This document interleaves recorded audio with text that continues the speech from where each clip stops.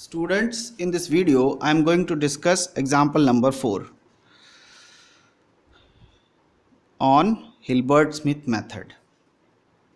In this example, we have taken this in homogeneous Fredholm integral equation yx is equal to x plus lambda 0 to 1 kxt yt dt, where kxt is the kernel of this form. Kxt is equal to xt minus 1 when x varies from 0 to t and tx minus 1 when x varies from t to 1. So if you replace x by t here, so you will get t x minus 1 and x t minus 1. So both will be, again you will see that this will be basically same. So ktx is basically what? T x minus 1 from 0 t to x, and this will be x t minus 1 when your x t to 1. So if you will see, this and this both are same, so we can say that we are having basically same function. So kxt is equal to ktx, and so we can say that symmetric kernel. Fine. Now how to solve this? Because here kernel is in the form of branches. There are two branches. So we know that to solve this type of problem, generally we will convert the problem into Sturm-Liouville problem. Fine. So we will convert the problem into Sturm-Liouville and then we will solve the problem. Fine. So this is the procedure. So let's see. So yx is given by this equation. So first we will take the homogeneous equation. Homogeneous means we will not take x. So yx is lambda 0 to 1 kxt yt dt, because our first target is to find out the eigenvalues and eigenfunctions. So we are taking the homogeneous equation, associated homogeneous equation. So lambda 0 to, from here if you will see, here the variable is t, here the variable is t. So t is replaced by x and x is that means we are considering this function. So now here kxt means just replace x by t and t by x, so we get t x minus 1 yt dt plus, and the limit is 0 to t means 0 to x, 0 to x, because t is replaced by x, plus lambda, then second branch x t minus 1, x t minus 1, then yt dt, and now t varies from x to 1, x to 1. This is equation number 1. So now differentiate this equation with the help of Leibniz rule. So y dash x is equal to d by dx 0 to x lambda t x minus 1 yt dt plus d by dx of this integral x to 1 lambda x t minus 1 yt dt. Now to solve this, we will apply Leibniz rule. According to this, integral 0 to x, first we will partially differentiate this function with respect to x. So we get del by del x lambda t x minus 1 yt dt plus, now substitute the upper limit here for, that means t is equal to x, upper limit. So lambda x x minus 1, then yx, and then dx by dx, differentiate upper limit with respect to x, minus, now substitute the lower limit and then differentiate lower limit with respect to x. So since here we have the t, when you put t is equal to 0, so this will give you 0. Now the second integral plus x to 1 del by del x of this function with respect to x, plus substitute the upper limit which is a constant, so that's why we will get a 0, but anyhow put t is equal to 1 here. So lambda x 1 minus 1 y1 d1 by dx, this will give you 0. Then substitute the lower limit which is x, so lambda x x minus 1 yx dx by dx. Simplify. So after simplification you will see that here this integral is what? After partial differentiation with respect to x, we get lambda t yt dt, which is written here, plus from here this will give you 1, so we get lambda x x minus 1 yx, this is written here, plus this is 0, this, now simplify this, so lambda t minus 1 yt, because after differentiating this we get 1 here. So lambda t minus 1 yt dt minus, this will give you minus lambda x minus 1 yx. This is cancelled out with this. So ultimately this is the first derivative. This is equation number 2.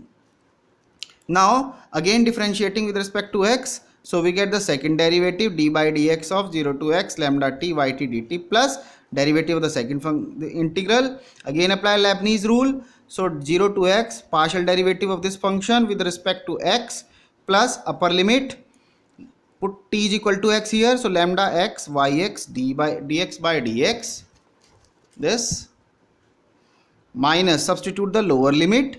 So lambda into this 0 0 then y 0 and then differentiate this 0 with respect to x plus now the second term. So integral x to 1 del by del x of this dt plus substitute the upper limit from here. So lambda 1 minus 1 y1 d1 by dx minus substitute lower limit here. So lambda x minus 1 yx dx by dx. Now simplify this. So we get second derivative is equal to 0 plus lambda x yx minus 0 this is cancelled out with this. So ultimately we get lambda yx. So ultimately the differential equation is second derivative of y minus lambda yx is equal to 0. This is equation number 3. Fine. Now put x is equal to 0 in 1. So we get y0 is equal to 0. Put in equation number 1 here put x equal to 0. So y0 is lambda 0 to 0 means 0 0 to 0 and then here is 0. So this 0 will give you 0 entire integral. So 0 0 means y0 is 0. Now put x is equal to 1 here. So what you will get, y at 1 will be lambda 0 to 1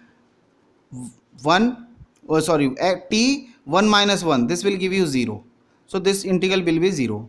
Then 1 to 1 will give you 0 because both the limits are same, so 0. So that's why y at 1 is also 0. So that's why we are getting these two boundary conditions. So this is the equation with these two boundary conditions is known as Sturm-Liouville problem.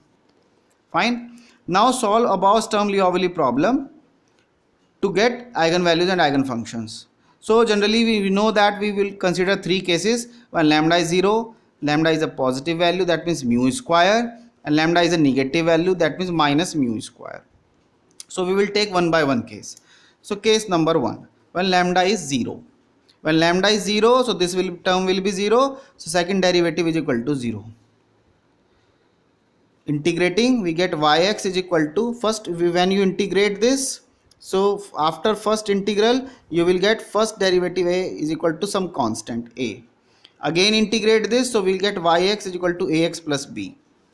Now aim is to find out a and b with the help of these two conditions. So now put y at 0 is equal to 0, so you will get b is equal to 0. Put x equal to 1, so y at 1 will be 0. That means y at 1 is equal to a plus b, but a is 0, so b is 0, so that's why this y at 1 will be a, but y at 1 is 0, so that's why 0 is equal to a. So a is 0, b is 0, that means yx is equal to 0, trivial solution. So that's why we can say that lambda equal to 0 is not an eigenvalue, क्योंकि ये तो trivial solution है, हमारा interest तो इसमें है ही नहीं. Fine. Now second case, when lambda is mu square, where mu is not 0, because if mu is 0 then lambda is 0, that means we are having case 1. So we are not having mu not 0. Fine. Now here we are having this equation, so this is written here. Simplify this differential equation, so we get yx equal to a e raised to the power mu x plus b e raised to the power minus mu x. A and b are arbitrary constants. So aim is to find out these two with the help of y at 0 is equal to 0 and y at 1 equal to 0. So put x equal to 0, y at 0 is equal to 0. What you will get? We will get a plus b is equal to 0. That means b is equal to minus a. Then we will use second condition, x equal to 1, y at 1 is 0. This will give you a e raised to the power mu plus b e raised to the power minus mu is equal to 0. But b is equal to minus a, so substitute it here. Take a common, a e raised to the power mu minus e raised to the power minus mu is equal to 0. So this bracket term will never be 0. This will never be 0. Hence we can say that A is 0. When A is 0, so B is 0. So ultimately again we are getting trivial solution. So that's why we can say that lambda equal to mu square is not an eigenvalue. Fine. Now the third case. Case number 3. When lambda is minus mu square. So mu is non-zero. Again. So now when you substitute this in third, so we get second derivative of yx plus mu square yx equal to 0. After solving this differential equation, we get yx equal to a cos mu x plus b sin mu x, where a and b are arbitrary constants. Now use this condition, y at 0 is equal to 0. So we get a is equal to 0. So a is 0. So ultimately what you will get, yx is equal to b sin mu x. Now use second condition. So 0 is equal to this a is 0 plus b sin mu. So this implies what you will get, b sin mu is equals to 0. So if b is 0, then again you are getting trivial solution, but our interest is in non-trivial solution. So for non-trivial solution, b should not be 0, and hence we can say that sin mu should be 0. That means mu is equal to n pi according to the trigonometric law. This is the general value, where n belongs to I is an integer. I is integer set.